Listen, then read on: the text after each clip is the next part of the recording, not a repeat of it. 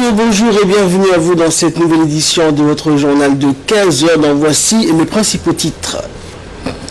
Visite d'encouragement du ministre de la Défense Ali Hassan Bahdoun à Beledweyne, notamment pour encourager les soldats djiboutiens et visiter le site de l'attentat. Et en Syrie, une enquête immédiate sur des bombardements contre une école. C'était donc les titres qui vous seront développés. Merci à vous de nous rejoindre. Le ministre de la Défense chargé des relations avec le Parlement, Ali Hassan Bahdoun, accompagné du général Zakaria Cheikh Ibrahim, chef d'état-major général des armées, d'une forte délégation de l'état-major, s'est rendu à Beledweyne par voie aérienne hier, jeudi 27 octobre au matin. Cette visite fait suite à l'attaque terroriste du camp Al-Ahsan le mardi 25 octobre qui a fait 3 morts et 6 blessés parmi les troupes du bataillon Hill 3. Arrivé donc à Beledweyne, la délégation fut accueillie sur place par le général Osman Nour Soumaglé, commandant des forces AMISOM, arrivé la veille, le commandant du secteur 4, le colonel Mohamed Al-Mihabane et le colonel Hassan Jama' Farah, commandant le bataillon Hill 3, déployé à Beledweyne.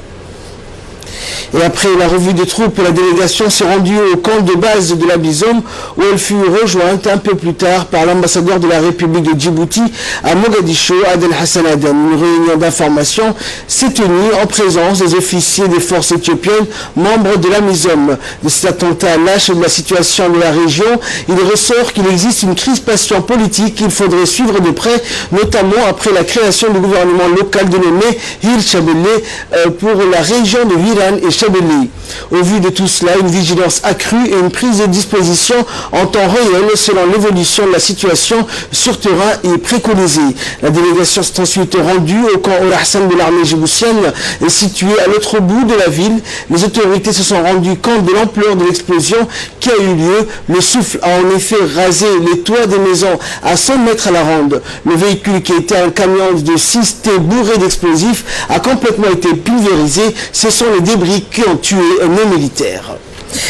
Les autorités ont ensuite délivré un mot d'encouragement aux troupes. Le ministre de la Défense, chargé des relations avec le Parlement, a encouragé les militaires présents à Al-Ahsan et en Somalie en général, au nom du président de la République et en son nom personnel. Il a rappelé à nos vaillants soldats l'objectif de notre présence, qui est la pacification de la Somalie, quel que soit le prix. Et dans sa allocution, le ministre de la Défense, Ali Hassan Bahdoun, a tout d'abord transmis aux militaires les salutations du président de la République et ses encouragements. Le ministre a souligné l'importance de la mission de nos militaires dans le cadre de la MISOM. La pacification de la Somalie est une priorité dans la Corne de l'Afrique et a répété le ministre de la Défense. Vous êtes la fierté de la République de Djibouti et indéniablement celle de l'Afrique, a-t-il dit. Et le ministre de la Défense a conclu son allocution en souhaitant bon courage et que la République de Djibouti était toujours derrière ses militaires. Et le général Zakaria Cheikh Ibrahim, chef d'état-major général des armées djiboutiennes, a quant à lui souligné la noblesse de la mission qu'exercent nos soldats.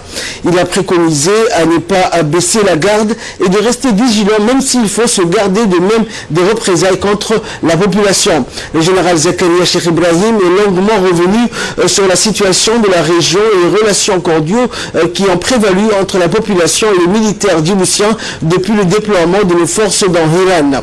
Il a souligné que cette entente gênait les terroristes qui veulent par cet acte semer la zizanie afin de créer un fossé entre la population vulnérable de Hiran et les forces AMISOM qui sont venues à son secours.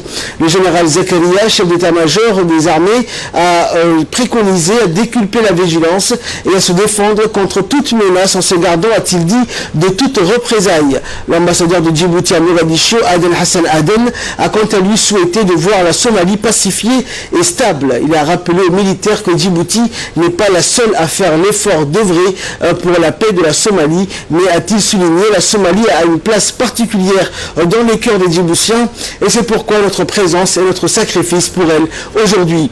L'ambassadeur a conclu son allocution par une invocation à l'égard des martyrs. Enfin, la délégation a rendu visite aux blessés, notamment le soldat qui était de garde à l'accès du camp ce matin-là et qui a tué le terroriste qui conduisait la voiture. Ce geste de grande bravoure a certainement sauvé beaucoup de vies.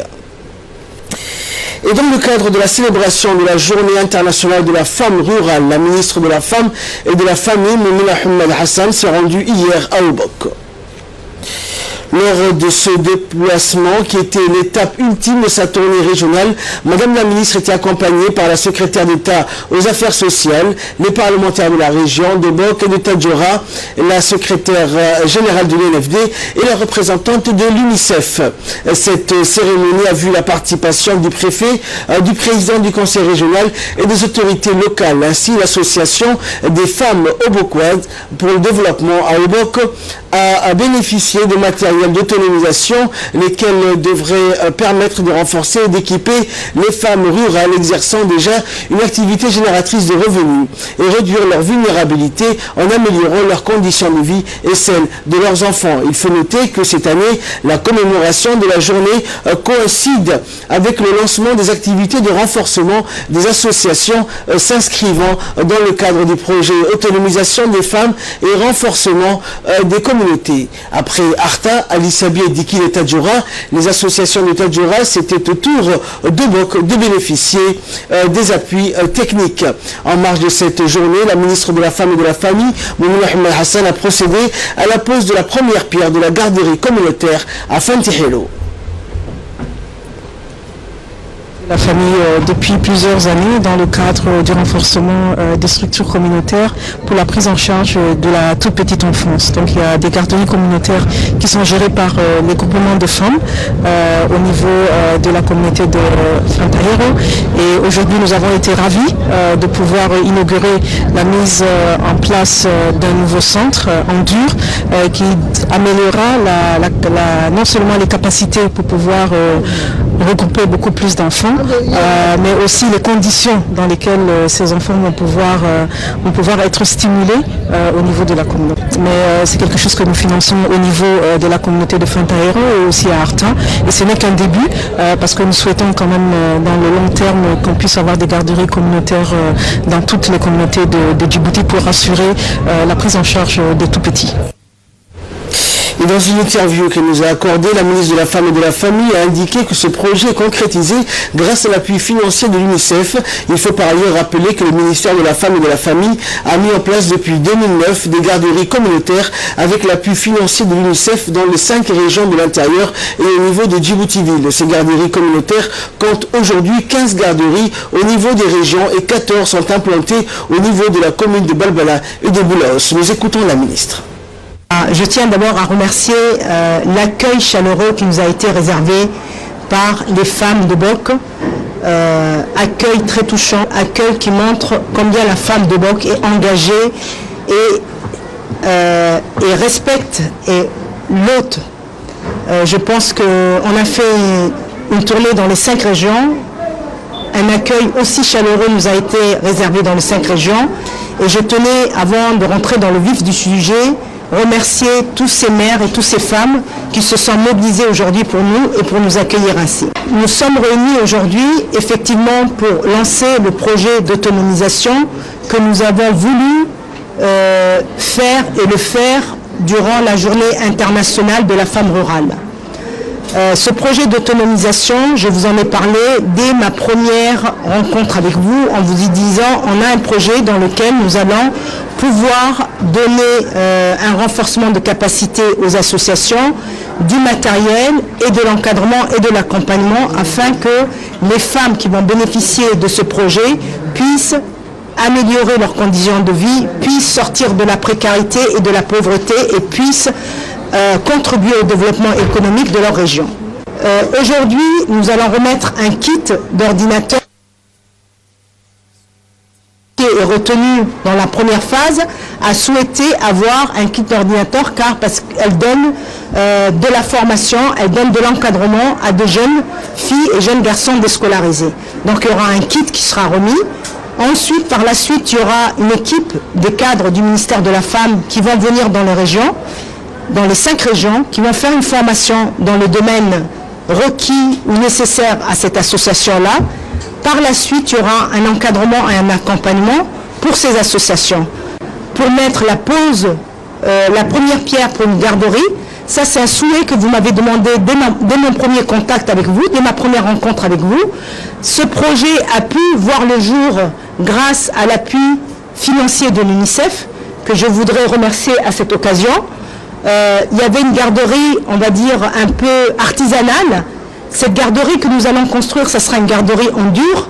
Et je demande aussi à ce que, une fois qu'elle sera construite, la communauté qui vit dans ce quartier fasse attention à son entretien et puisse la garder le plus longtemps possible afin que les enfants de ce quartier, comme le préfet l'a dit, pauvres et vulnérables, puissent en bénéficier et puissent être au moins commencer un premier démarrage de leur scolarité dans cette garderie. Au niveau national toujours, la secrétaire d'État aux affaires sociales, Mouna Ousmane Aden, accompagnée de la ministre de la Femme et de la Famille, de la secrétaire générale de l'UNFD, du président et du directeur général de la DDS et de la députée Fatouma Kamil, ainsi que des représentants de la Banque mondiale et la représentante de la BAD se sont déplacés vers la région d'Obok pour l'inauguration du complexe commercial à Obok, supervisé par la DDS sur financement de la Banque africaine de développement. Arrivé à Obok, la délégation a été chaleureusement accueillie par le préfet de la région d'Obok, Hassan Dabali Ahmed, du conseil régional d'Obok, du président du conseil régional, Ali Ahmed Hassan, de la députée Mohamed Hamid, des responsables de la région, ainsi que de l'ensemble de la population d'Obok qui se sont déplacés massivement au quai pour pouvoir accueillir la délégation en chant et en danse folklorique.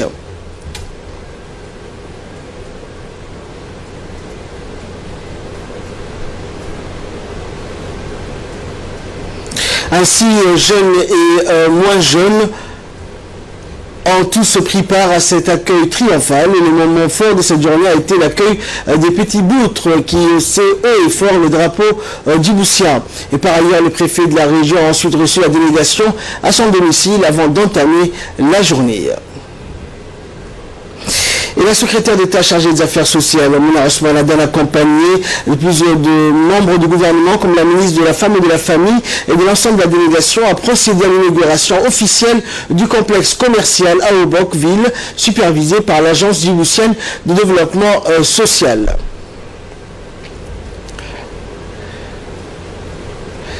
Par ailleurs, la construction de ce complexe commercial a été entièrement financée par la Banque africaine de développement. Et ce complexe est composé de 10 lots. L'objectif de ce complexe est de faciliter l'inclusion financière des petites et moyennes entreprises situées dans les régions.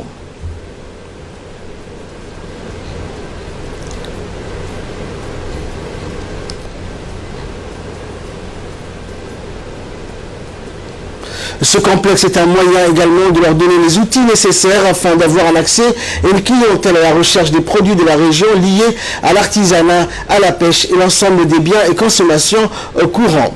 Ce complexe est également un moyen de rehausser la condition de vie des ménages de la région d'Obok, mais aussi de créer des activités génératrices de revenus dans le but d'améliorer leurs conditions de vie. La secrétaire d'État aux affaires sociales a profité de l'occasion et a effectué une courte visite dans les locaux de la CEPEC du Nord pour pouvoir rencontrer le conseil d'administration. Arrivé sur place, la secrétaire d'État aux affaires sociales a été accueillie par la députée Ouma Mohamed Hamid, qui est la présidente de la CEPEC du Nord. La secrétaire d'État aux affaires sociales a pu donc visiter les locaux de la CEPEC aux côtés des responsables qui lui ont apporté toutes les informations nécessaires concernant le fonctionnement de la CEPEC du Nord.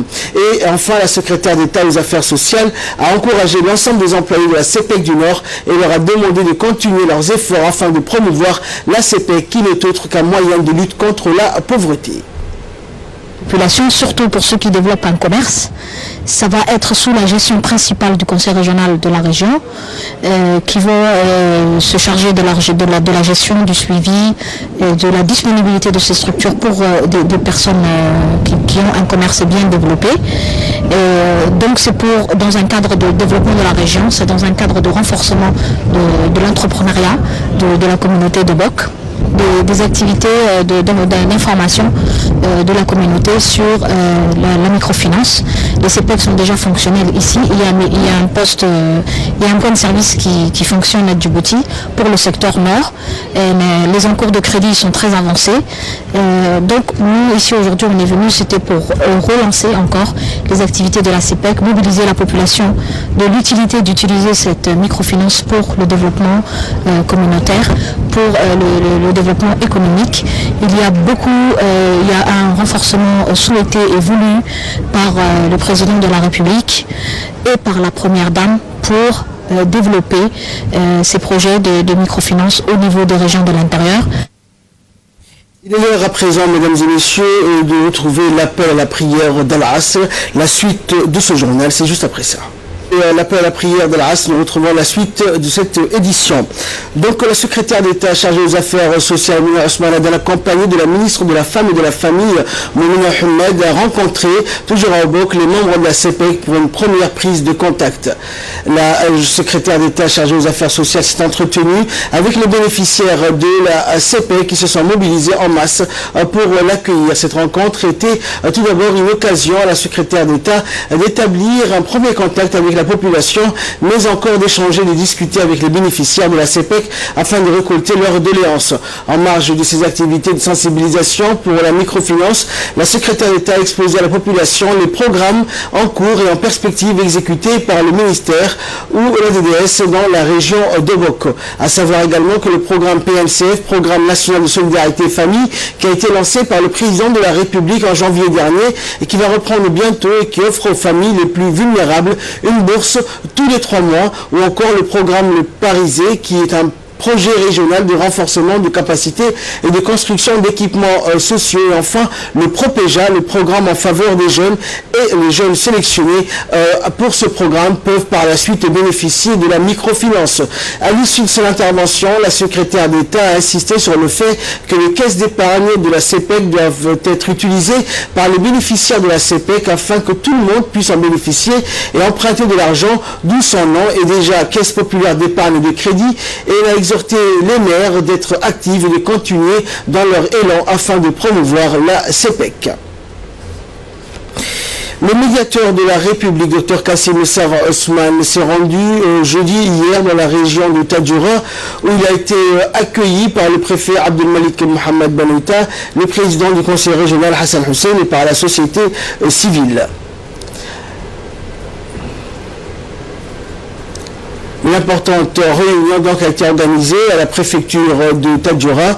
Cette réunion qui a vu la participation de notables, des femmes et des jeunes. Cette visite, la première du genre du médiateur, lui a permis de prendre contact avec les collectivités régionales et de mieux imprimer sa marque et de transmettre le rôle de sa mission en tant que médiateur.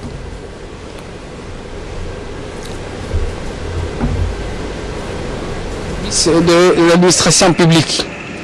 Cet programme s'inscrit aussi dans la politique que le président de la République a lancée récemment pour faciliter le travail administratif pour les administrés afin de faciliter la lenteur administrative. Donc, en tant que président de la société civile, je crois que cette formation nous a permis de connaître vraiment le rôle ou bien les lignes administratives par lesquelles on doit passer pour faire appel aux médiateurs. Donc il y a certaines étapes à respecter. Il nous a très bien expliqué quelles sont les étapes et par où passer, et nous remercions le médiateur et la société civile tadjourienne les remercie. Et pour sa part, le médiateur Dr Kassim Ousmane a remercié les autorités de la région et la population pour leur accueil et s'est réjoui de sa visite dans la région de Tadjoura. On écoute. Qui nous réservaient un accueil chaleureux, et je tiens à les remercier.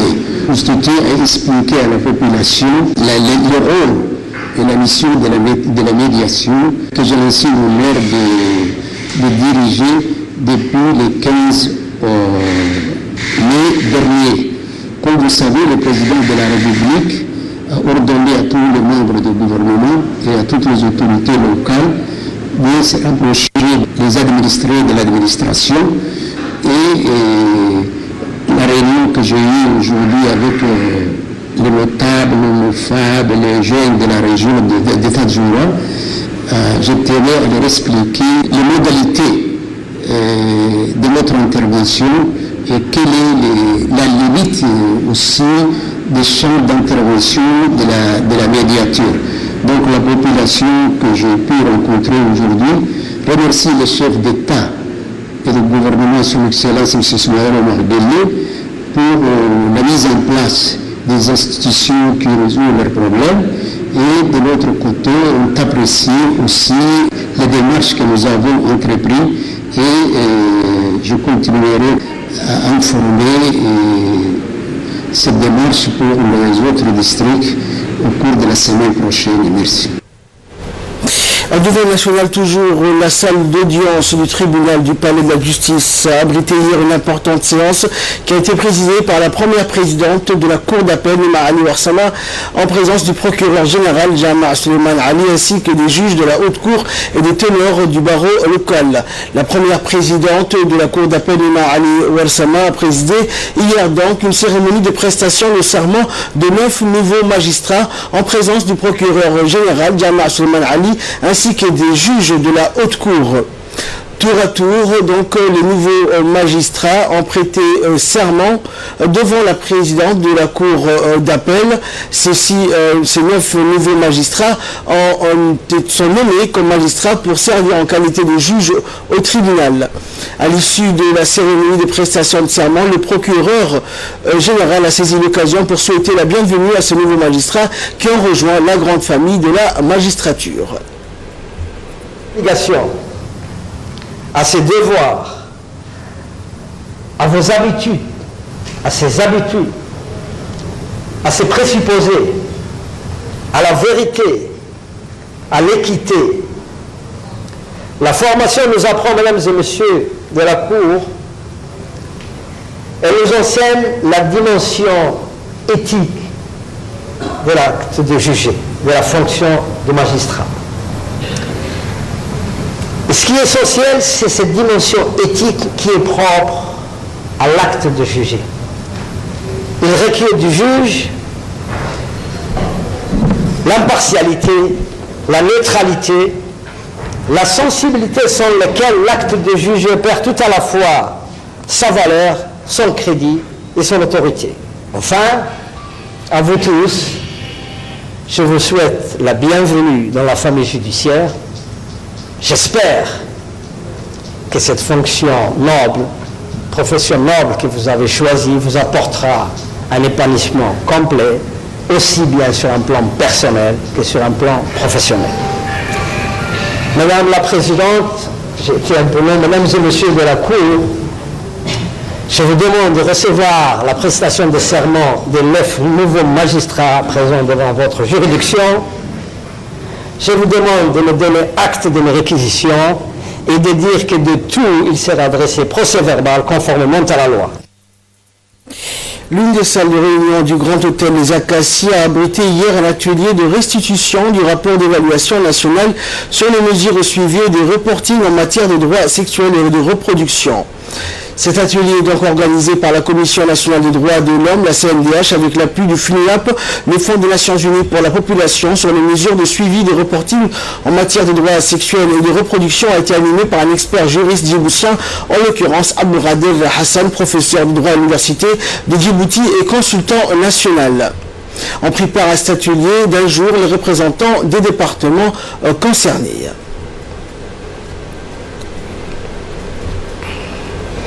L'évaluation nationale sur la santé de la reproduction a été conduite au mois de septembre par un consultant international et un consultant national. Et donc aujourd'hui c'est l'atelier de restitution. Et nous avons en fait en tant que Commission nationale des droits de l'homme été associés à ce projet.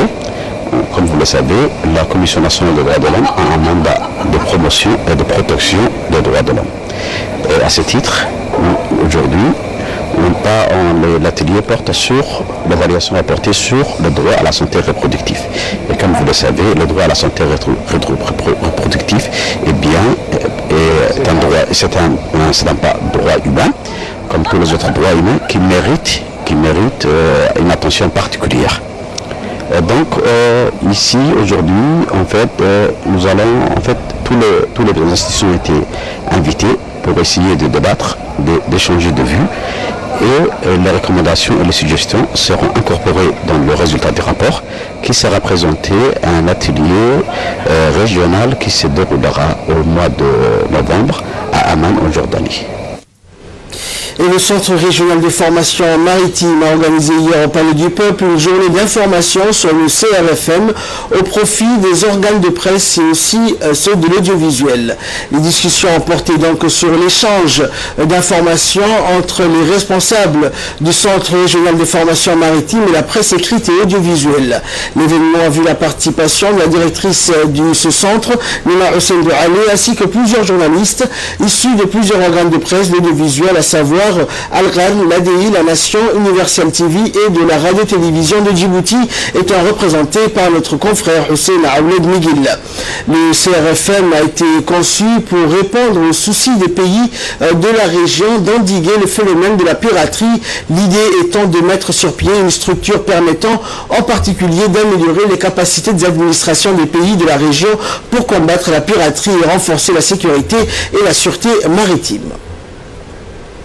Internationale avec la contribution concrète de la République de Djibouti pour l'avoir accueilli sur son territoire, et ce, afin de donner des solutions durables aux défis de sécurité et sûreté liés en mer et océan qui bordent les pays signataires du Code de conduite de Djibouti.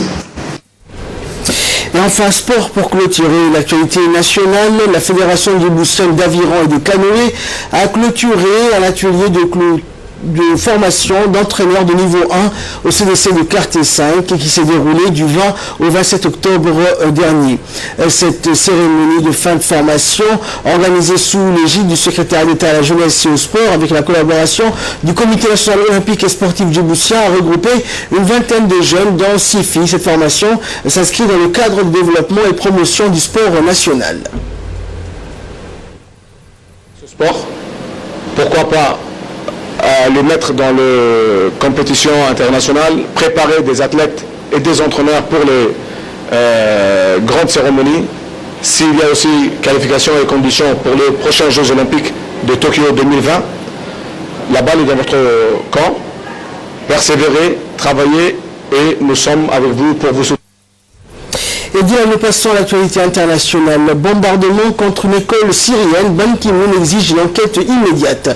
Au lendemain des frappes aériennes contre une école en Syrie, dans la province d'Idlib, la communauté internationale s'indigne et demande des comptes.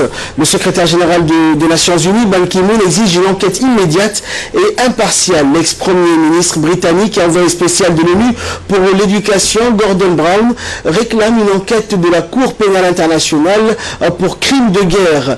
Et pour la Maison-Blanche, comme pour la France, le gouvernement syrien et la Russie sont responsables. Qui est responsable? En tout cas, c'est pas l'opposition qui est responsable, parce que pour bombarder, il faut des avions. C'est soit les Syriens, le régime syrien, le régime de Bachar al-Assad, soit les Russes, a déclaré hier Jean-Marc Ayrault. 22 enfants et 6 enseignants ont été tués dans ces bombardements selon l'UNICEF. La Russie nie toute implication dans ce drame. La porte-parole de la diplomatie russe parle de mensonges. La Russie n'a rien à voir avec cette terrible tragédie, affirme-t-elle. Le ministre russe de la Défense affirme aussi qu'aucun avion russe n'opérait dans cette zone mercredi 26 octobre dernier. C'est la fin de cette édition. Merci de nous avoir suivis. Restez avec nous dans quelques instants. Merci à vous donc de nous rejoindre pour ce focus de l'après-midi avec Samatar Saïd. Donc Samatar, nous allons parler de l'actualité qui fait la une aux États-Unis, notamment les élections présidentielles américaines, Michelle Obama et l'arme secrète d'Hillary Clinton. Et en fait, c'est l'actualité qui prime tout sur l'actualité internationale. C'est le sprint final. Le sprint final est lancé, Ahmed, aux États-Unis, en laissant le podium à Michelle Obama jeudi en Caroline du Nord. Hillary Clinton a enfin sorti son arme pas si secret pour répondre les termes du porte-parole de la candidate démocrate. Le soutien de la première dame actuelle pour l'ancienne inestimable dans la course à la Maison-Blanche. La photo de Michelle Obama et Hillary Clinton, radieuse, côte à côte, n'a pas fini de hanter les camps des républicains. Un gros coup est porté à Donald Trump en meeting dans l'Ohio. Il préfère renforcer son discours sécuritaire que commente l'alliance des premières dames. Au moins 2 semaines après l'élection, Donald Trump, comme toujours, coiffé au poteau sa rivale. Désormais, tous les coups sont permis pour faire pencher les États pivots et basculer l'élection. Et enfin, déploiement des forces de l'OTAN à la frontière russe. Moscou est furieux. Évidemment, le choix de l'OTAN n'allait pas satisfaire la Russie. Moscou a donc mal pris la décision d'adopter mercredi de déployer 4000 hommes à la frontière russe. 4 bataillons seront installés en Pologne et dans les pays baltes. L'OTAN veut aussi appliquer ces stratégies autour de la mer Noire. Lors d'un forum devant des experts et des anciens dirigeants à Sochi, Vladimir Poutine a ironisé. De nouvelles menaces imaginaires apparaissent tout le temps, comme ce qu'on appelle la menace militaire russe. C'est évidemment très pratique parce que certains pays peuvent réclamer une augmentation de leur budget militaire ou mettre la pression sur les alliés dans l'intérêt de superpuissance ou étendre les infrastructures de l'OTAN avec des troupes et des armes plus près de nos frontières. Certains disent déjà que ces déploiements seraient insuffisants face à une Russie toujours plus affirmée. Pourtant, l'OTAN ne pouvait pas ne pas agir après l'annexion de la Crimée en 2014 et les inquiétudes croissantes des anciens pays satellites de l'URSS. Merci Salvatore pour toutes ces précisions. Merci à vous de nous avoir suivis. Extension du programme sur Télé Djibouti.